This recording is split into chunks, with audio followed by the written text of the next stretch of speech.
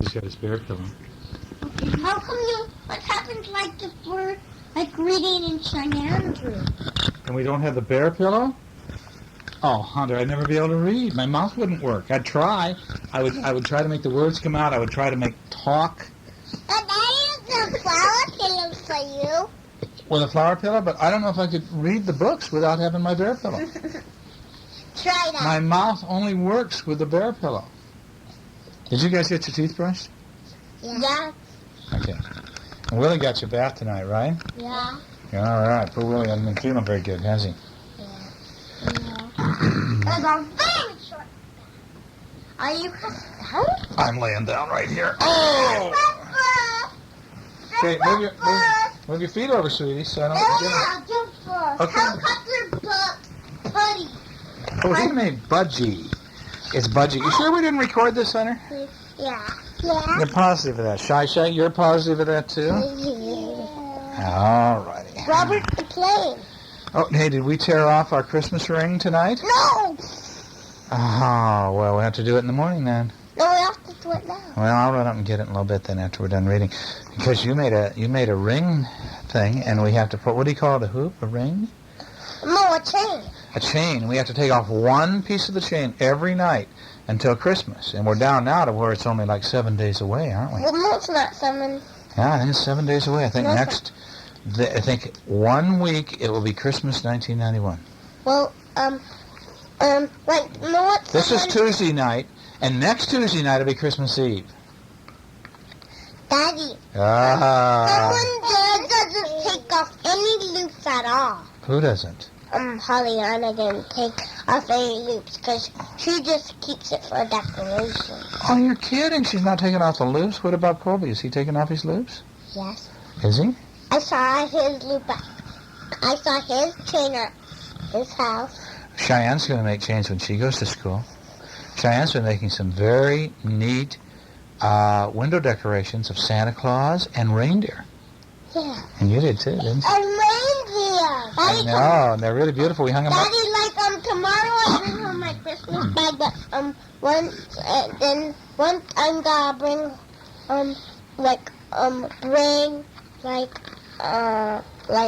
another bag. Well, Mommy's making those cookies upstairs for the party tomorrow, isn't she? Yes. Your Mommy's going to help put on the party. She's been organizing it, and you are going to have... Two of them have wheels. Okay, this is the story of Budgie at Benedict's Point. Budgie? It's written by the Duchess of York. Okay, it's about helicopters, isn't it? You know about helicopters, don't you, sweetheart? There's 3 helicopters. I know, this one's a girl one. The girl one. I'm not helicopter. All right, sweetie, you can be that helicopter. Look at, 3 have wheels. Yeah, they all have wheels, don't they? Oh, this one's got pontoons, doesn't it? Okay. And that one is Budgie. Oh, okay. All right, well, let's read it. It says, ding, ding, ding, went the alarm. At last, the day of the air show had arrived, and everyone in the hangar was excited. Everyone, that is, except for Budgie, the little helicopter. And this is him over here, and he's got on kind of a what? A sleeping hat, I guess? No, it's a night hat. It's a night hat, that's what I'm saying, a sleeping cap. Yeah, well, not much point in my getting up, he thought. Look at face. I'm going back to sleep. Yeah, mousey. There's a mousey down there eating cheese, aren't there? There's 2 of them. And look at all the guys in the hangar are polishing up all of the helicopters. Okay, but Budgie couldn't get back to sleep. Every time he closed his eyes, he saw a flock of sheep. And Budgie knew it was naughty to chase animals, but when he was out last week, he hadn't been able to stop himself. He'd hoped no one would see him. Why did Lionel have to fly by just then? Because what he did is he went, and look at this, it scared the sheep, but there's Lionel back there. He saw him do it, didn't he? So now Lionel insisted that Budgie do the parcel deliveries on the day of the air show. Yeah, there you are, pretty. Everybody else gets to go to the air show, but because Budgie was bad, he has to do the deliveries. So Budgie watched the colonel polish his medals and then began expecting the plane. I can get to the airplane. Yes, I know. And the helicopters, as they came out of the helicopter wash, there goes scruffy Budgie, said Lionel, as Budgie passed. I'm glad he's not in the air show, especially my surprise demonstration. Oh, I don't mind missing the inspection and clean up one bit, said Budgie as he rose into the air. Well, this is the colonel. He's mad at him. And Budgie's going up in the air now. Look, he's going... And there's all the other planes down here who are going to be in the air show. Bye-bye. Bye-bye, shouted Peepa. Peepa's this helicopter right here, I think. This is the girl helicopter, the girl plane. At the end, because she's with him at the end. Oh, we'll see, Hunter. I see. Okay. Now as he... Helicopter. Well, as he flew across the coast toward Benedict's Point, Budgie cheered up. The sea was sparkling and the cold wind whipped at his little cheeks, and he almost forgot about the air show and what he was missing. And as he looked down, he saw two boys preparing to go out in the boat. Look, there's a sailboat, and they're going to go out for the day in the boat. And they waved at Budgie as he flew past. And here are the cliffs, and this is all over in England. And these are houses where the people live. But is there any people in Budgie? No, he seems to be doing it all by himself. He doesn't seem to need any people. Boy, that's a weird thing, huh? Well, now, as usual, Captain Frobisher was waiting for Budgie when he arrived at the lighthouse. Here's the lighthouse captain, see? And he's way up on top here, and here he's coming in. A parrot. Yep, he has a parrot, doesn't he? Be careful, shouted Captain as Budgie lowered the rope. There's a gale warning. There's a wind and a storm coming up. It's getting worse by the minute. Now, it was difficult to hover, but after 2 or 3 times, Budgie managed to unload his parcels and drop them down so the captain got them. I'd better get on with my deliveries, thought Budgie, before the wind gets any worse. They'll be starting the air show about now. I wonder how it's going. And so back at the air show, here comes the colonel going, meow, meow, meow, meow. And here comes the other planes going, all in perfect formation, flying overhead. And down here on the ground, look, there's hundreds and hundreds of people watching, going, yay! I can only count that one. Oh, you could count them all if you had to. Well, when Budgie returned, the air show was well underway. But watching the display made him feel left out. I know, he thought, I'll listen to my radio. Yep. So he listened to the radio. He put on his radio so he could listen to Helicopter Heroes, his favorite program. And then Budgie's emergency channel, the emergency channel, came to life. Mayday, mayday, help! Mayday means help. Help, there's an emergency. Help, help, help! I know that. Hold on, said Budgie. That sounds like Captain Frobisher.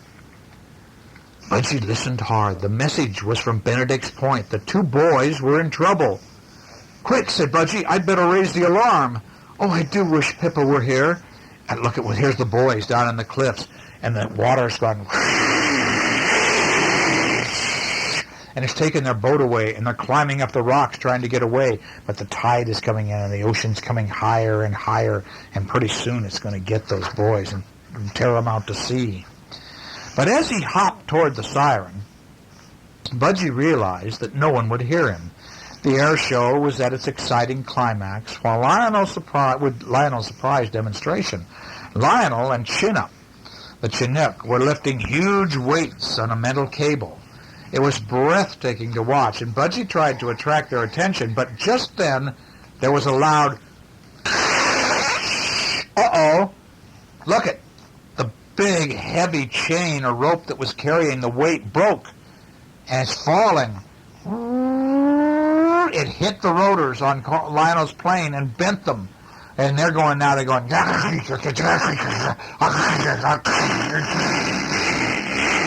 It's causing him to go into a spin. Oh, no, shouted Budgie. And at that moment, Pippa appeared. Oh! The 2 friends gasped as Lionel made his emergency landing. His rotors were completely bent. The fire engines quickly approached, but Budgie hadn't forgotten the distress call. He quickly explained to Pippa what had happened. Come on, he said, we haven't much time. We'd better go on our own. And so, here's Pippa. Remember, that's you, Cheyenne. Pippa and Budgie are flying across the sky now. Soon, Budgie and Pippa saw the familiar rocks in Benedict's Point, and the storm was getting worse and worse, so Pippa circled high above the storm to keep radio contact with the lighthouse. And Budgie flew out to sea and then approached the cliffs, and He couldn't see much because the rain beat so heavily into his eyes, and at last he caught sight of the little boat, and the boys were trapped in a narrow cove, and the tide was rising, and the water was going to get them pretty soon. And Budgie, he saw that the rocks were so sharp, and Pippa said, "Oh, good luck, Budgie, good luck! Help! Help!" Budgie heard the boys crying. "I'd better lower a rope," thought Budgie. "It's the only hope for this rough sea. Hold on!" He shouted to the boys, but they couldn't hear, and the wind was getting stronger, and it was throwing the helicopter. And all at once a huge roaring wave hit Budgie's skids and knocked him off balance, and Budgie let go of the rope and swerved upwards because his helicopter started going like this, because the water hit him on the bottom. The storm was getting worse. "I wish I was back at the hangar," thought Budgie, and he looked at Pippa circling above, and Budgie knew that a helicopter was stronger in the weather than a small plane.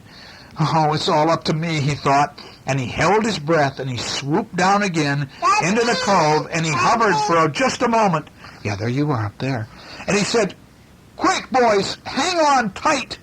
Hang on real tight." And so they grabbed the pontoons here, the landing pods, and he says, "We're going up." And so just as the water was crashing in on the rocks, Budgie started going, and he lifted them up into the air. Using all his strength, Budgie rose to the top of the cliff, and just as he reached safety, the boys let go of the skids, and people rushed towards them. "Oh, thank you, Budgie, thank you," they shouted.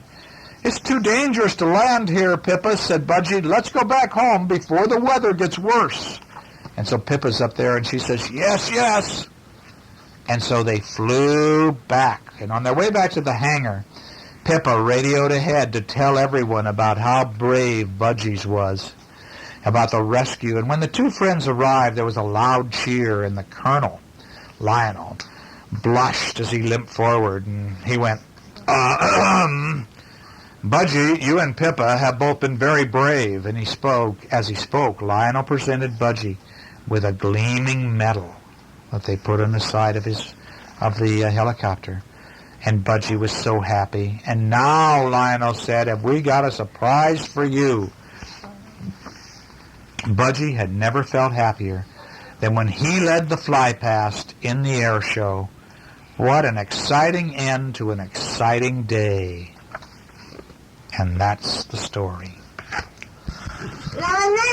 So he got to be in the air show after all, didn't he? Let's do the Berenstain Bears. Well, I got this one in my hand, so we'll read it. This one's called The Perfect Ride. And it's kind of, what are these? Are these bears or dogs, or what are they? Aliens. Oh, they're not aliens. They're monsters. They're not either, Hunter Shane. They're doggies. I think they're dogs. Don't you think they're dogs? They're kitties. Oh. It says it was Saturday at Playland, and Mommy and Daddy Dog were there with their two children, Butchie and Queenie. And they'd been on the merry-go-round, and they'd eaten cotton candy, and they'd been to the Wild West Funhouse, and they'd had their fortunes told. Now, we've been on merry-go-rounds before, haven't we? And have we eaten cotton candy before? No. Yeah, we have. We got in cotton candy. Remember how you take it, and it's like, it's all fluff?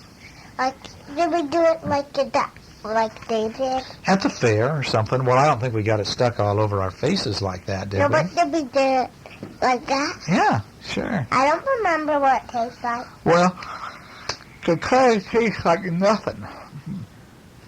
It looks good. It's all spun sugar, but then it just kind of, you put it in your mouth and it goes, and it disappears. It's good, though. It has a little flavor. They went to the fun house, and they had their fortunes told. We have just 4 tickets left, Mama Dog said. Enough for one last ride. Well, it has to be perfect, said Queenie. And the dogs looked all around because they wanted to get the best ride. Daddy, this is Hunter. This is me. All right, and there's Mommy and Daddy. I don't know if I want to look like that. Do I look like that? No. Does Mama look like this? No. I'm going to hit you. One. You are? Okay. Well, this ride is really keen, said Queenie. Ew, yuck, I hate lizards, Daddy Dog said. I won't ride in a roller skating one. How about the bumper cars, Mama Dog said. Remember, we've gone in bumper cars, haven't we? Yeah, but you drive it. Well, I have to drive it yet, but someday you'll drive it, and you'll do a beautiful job of Yeah, bumping you into will. everybody. Yeah, Yeah, you'll be able to drive it too someday, remember? Well, how come you can't bump into people? Because that's what the ride's all about. Oh. It's fun. What happens if no one bumps into people? Well, you always try to get away, so you get away, and they don't get to bump you, but you bump them. They look racy and fast, Mama Dog said, but you're driving fast enough, dear, Daddy Dog said. We can't ride on those. Oh, I know. Let's go on the Space Bullet. That looks like you get sick on it, doesn't it? Mm-hmm. Daddy Dog said. I'm not hanging upside down, Mama said. And what if it gets stuck? Like elevators get stuck. What if it went way up in the air and got stuck? Wait, but once, we went on an elevator and it got stuck. We did, didn't we? Where was it we went on the elevator and it got stuck? The donut. When we were going to Sedona in the airport, didn't it? Mm-hmm. The Phoenix airport. You remember that, don't you? Yeah. But what if we didn't get out? We would stay in there forever. No. There's a button in the elevator, and you ring it, and then there's a phone in there, and you can pick up the phone and you call for help. Oh. And they will come get you. But if someone used that elevator, you would get it. You could. We would get out. Sometimes, yeah. Yeah, sometimes they get stuck. The flying snake is excellent, Queenie said. Bushy looked at that, and he said, I'm going to be sick. I don't want to ride in a flying snake. And then they heard a girl yelling, just this way, folks. Come on, take a ride into the fantastic Bermuda Triangle. They're scary pictures. Come on, let's go inside here. But first they have to have a boat. Well, wow, said Butchie, this looks like a perfect ride. So Mommy and Daddy agreed, and the dogs got in line. Uh-oh, here we go. And they got into the boat. Hold on, Daddy Dog said. And the boat slid into the dark tunnel. And they started hearing things like, ooh. What do all those things say? Ooh, shoo, said Butchie. Said the echo. Have we gone into rides like this? Will we go into the tunnel? No. Oh, we've gone into rides like Pirates of the Caribbean. Oh, yeah. When you get in the boat at Pirates of the Caribbean, and all of a sudden you go way down, it gets darker and darker, and you go, And other people live in there. yeah, that's right. And then when you get way down at the bottom, what starts happening? Scary. There's pirates hanging out and skeletons, and they're shooting and burning the city. And do you remember that, Cheyenne? They're on their ship sailing first. Yeah. Well, the music got louder and the drums pounded and the boat creaked. Uh-oh, look at that octopus! Oh, no, said Queenie. What about that pirate? shouted Butchie. He looks like he's coming right after us. And then the dogs saw the entrance to the cave ahead. Uh-oh, I don't want to go into there. It says, turn back, beware. There's sharks in the water, and so the boat is turning in, and it's very dark. And all of a sudden, the boat went, boom, and it stopped. Uh-oh. Look at that sign. What does that say? It says exit. It's sure quiet in here, said Queenie. What happened to the music? It's dark, too, whispered Butchie. I can't see a thing. I can just see your eyes. Daddy Dog lit a match. How will we get out of the tunnel, he said. There's an exit sign over there, and Mommy and Daddy Dog, they said, I'm scared, said Butchie. But there's other people. And then there was another bump, Daddy Dog said. I think another boat just hit us. Some animal was breathing down my neck, Queenie said. Oh, sorry, said a voice. But there's no way to stop this thing. Mommy, I'm scared. Soon there were a bunch of voices in the dark. Oh no, the boat's filling up with water, Queenie yelled. We're all going to drown. Let's get out. Let us out. Let us out. Help! And all of a sudden, with a rush, the boat started moving again. I thought we'd never get out of there, Mama Dog said. I'm glad that's over, Daddy Dog said. And they came out to the end. Uh-oh, no it isn't, Queenie cried. Stop, let me out of here. And it started going up. No! That's the roller coaster. Like a roller coaster. Yikes! They're at the very top, and now here they go down.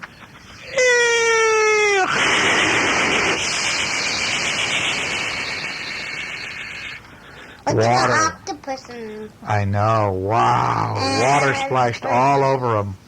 Well, when the dogs got off the ride, there was a family watching them. Look, How was it, they asked. It was dark and spooky, said Betsy. We got stuck. Look at a fishy. Uh-huh. And then we got splashed. The fishy's jumping out of Daddy's pipe, isn't it? Sounds scary, said the bear family over here. Oh, it was, they said. It was the perfect ride. And that is the end of that story. Another one. That's the last one. Ready? Oh, yeah. Your Papa's voice is going.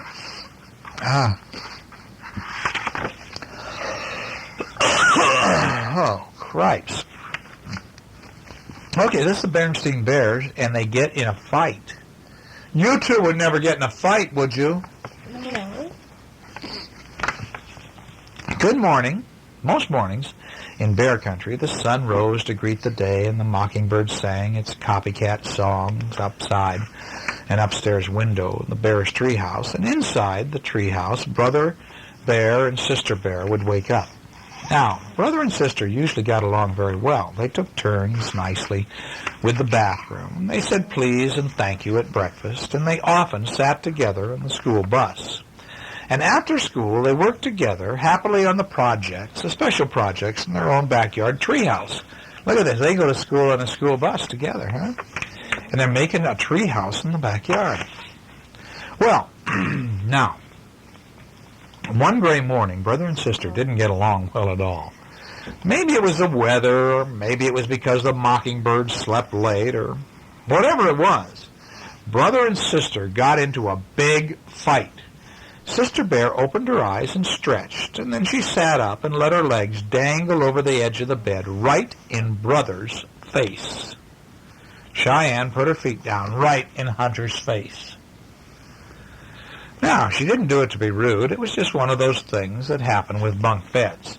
But that morning, Brother was not in a very good mood, and he went, "Sister, get your dopey feet out of my face!" And he yelled at her, and look, what kind of a look is this? She's kind of surprised, isn't she? That's me. I know. My feet aren't dopey, and they're not in your face, she shouted. Get your dopey face out of my face, snarled Brother. Oh, boy, Daddy's kissing something. You shut up, snapped Sister. And she grabbed a towel, and before Brother could answer, she skipped into the bathroom ahead of him, and she took a very long time brushing her teeth and washing up and brushing her fur. Now, Brother Hunter was outside the door, and he's pounding on the door, pounding, and he said, "You'd better come out of that bathroom," shouted Brother, banging on the door.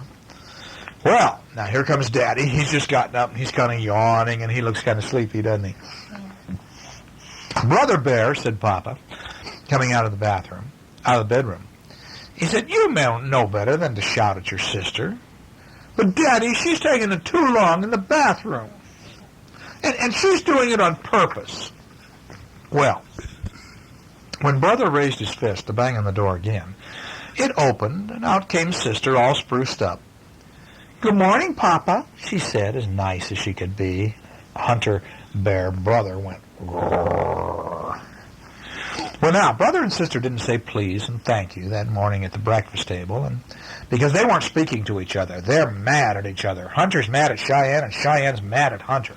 And Mommy and Daddy are saying, "You love each other. You don't do that." And when it came to going to school on the bus, Hunter Brother sat way in the back, and Cheyenne Sister sat way up front, and they wouldn't talk to each other at all. And that afternoon, they made a little line down the middle of the backyard treehouse to show that whose half was whose. This is my half and you stay off. This is my side and you stay off. That's what they said.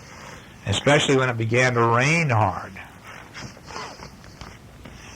And later, they kept on being mean by taking back the things they usually shared. And Sister took back her modeling clay, which Brother had made into dinosaurs, and she rolled it back into one big lump of clay. She took his dinosaurs and went, bloop, bloop, bloop, bloop. And so Brother took back his trucks and planes and put them on the top shelf where Sister couldn't reach them. And they got so angry that they forgot they weren't speaking and began shouting at each other and yelling and screaming. And then Daddy lost his temper and began shouting at them, saying, "You quit it now. You quit fighting." Well, all the animals outside, they were listening to all this fighting that was going on in the treehouse, and they didn't know which was worse, the big storm or the racket coming from the bear's house. And Mama had quite enough, and so finally, just like your mom can do, can't she? She put her fingers in her mouth, and she made that loud whistle sound, and everybody went, "What?" What does that say? Tweet! I can't do that whistle, but it's a big, loud that your mom can do really good. Anyway, everybody stopped and looked at Mama. "Well," said Mama, "I'll tell you, I've had enough of this foolish fighting." I can do it, Daddy. Can you? Okay, do it. That's good. Well, I doubt you two even remember what you're fighting about. And so Cheyenne and Hunter Bear, Brother and Sister Bear, they tried to remember what started the fight, and they couldn't remember. Do you remember what started the fight? Remember how she had her feet down in front of his face? Yeah. But see, they couldn't even remember what started the fight. And so Mama took the cubs in her lap, and she said, "Everybody gets into an argument once in a while," she said, "even folks who love each other very much." "Now, you and I don't have arguments," said Papa. "Oh, yes, we do," said Mama. "No, we don't," said Papa. "See, we're having an argument right now," said Mama, "about whether or not we're having arguments." And so Daddy had to stop and think about that. And while Papa thought it over, Mama went on to say that occasional arguments were part of living together. We get angry and we call each other names and we say things we really don't mean, and after a while it's all over. And then Cheyenne opened the door of the house and she said, "Oh, Mommy, it's all over just like the storm." And outside the rain had almost stopped and the sun was beginning to shine through the clouds.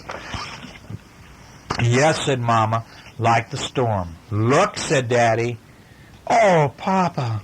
And a beautiful, beautiful rainbow was arching across the We've sky. never seen rainbows in houses. Ah, well, once in a while, the sun shining on the last of the rain had made a rainbow. We just don't have much rain anymore in Malibu, honey. If we had a rain, we'd have a rainbow. "A rainbow is something very beautiful that happens after a storm," said Mama, looking at the cubs. How come You it's mean called like- the rainbow? Because it's rainbow, because it's got all, it comes after the rain, and it has beautiful colors, a bow of beautiful colors, see? "You mean like making up after a big fight," said Mama. Said Little Bear, Little Cheyenne Bear. "Yep, sort of," said Mama. And so Brother and Sister Bear hugged and they made up and they loved each other. And they got along beautifully, at least until the next time anyway, and they erased the line dividing their clubhouse so they could all play on all of it. Was that a good story or what? But you guys never fight, do you? Nope, it's time for you two to go to bed. Big day tomorrow, big day tomorrow. Christmas party at Juan Cabrillo School. Christmas party at Juan Cabrillo School. No, honey, we're not reading anymore. It's time to go to bed. It's time for a countdown. Well, we are almost out of tape. See? Let's just look at the picture. What were we watching up there just before we started reading this? What were we watching on television, Cheyenne?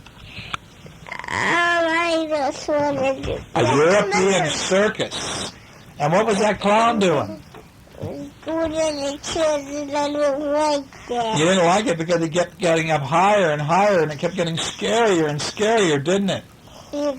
Scared us. Little Bambi and something. 1, 2, 3, 4, 5, 6, 7, 8.